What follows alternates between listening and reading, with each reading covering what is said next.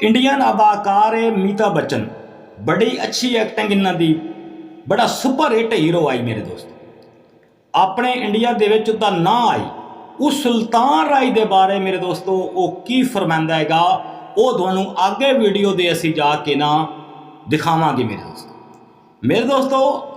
सुल्तान राय एक पाकिस्तान दी नहीं पूरी दुनिया दी एक शान आई मेरे दोस्तों। सुल्तान राय जिहा ना कोई अज तक जमिया है तो ना कोई होना मेरे दोस्तों, ना उस तरह की कोई एक्टिंग कर सकिया है। और ज़्यादातर लोग उहदियां पुरानियां फिल्मां वेख वेख के ते मेरे दोस्तों एक्टिंग करते हैं कि कापी करते। अमिताभ बच्चन मेरे दोस्तों एक ऐसा इंसान है जिसने ये लिखिया सी, किसी ने किसी इंटरव्यू दे विच किसी सवाल किया तो उस आख्या मैं हीरो नहीं, हीरो है ते सुल्तान राय है पाकिस्तानी, उस जा हीरो कोई नहीं। ये अमिताभ बच्चन प्यादा मेरे दोस्तों, मैं कोलों नहीं आख रहा, आगे प्रूफ देखो जरा।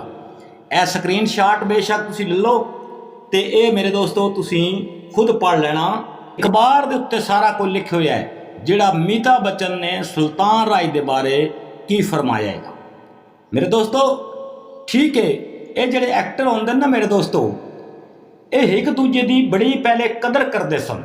ये अपने आप को कभी ये नहीं सी आखदे कि असी एक्टर हाँ या असी हीरो हाँ।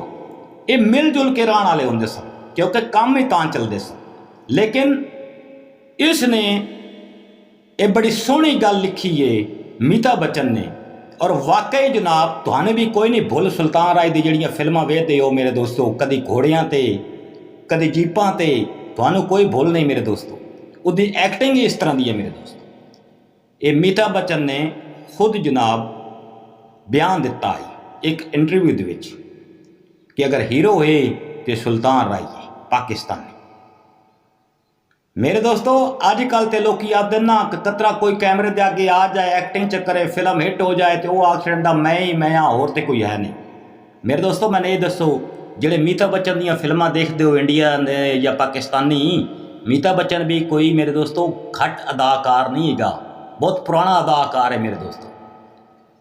लेकिन उन्हें भी कोई सुल्तान राय विचों वेखिया सी मेरे दोस्तों, तो उन्हें एक गल की ना मेरे दोस्तों हैं, तो ज़हरी गल है वो सुल्तान राय दी फिल्मां देखी होनगियां, उन्हें पता लगा होएगा उतों कि वाकई यार एक्टिंग है सुल्तान राय विच, ये कोई शक नहीं। ये हाजी सुल्तान राय एवं नहीं सी मेरे दोस्त, हाजी सुल्तान राय है। अल्लाह सोने दे हवाले अपना ढेर सारा ख्याल रखा है, दुआओं में याद रखा है। अल्लाह हाफिज़।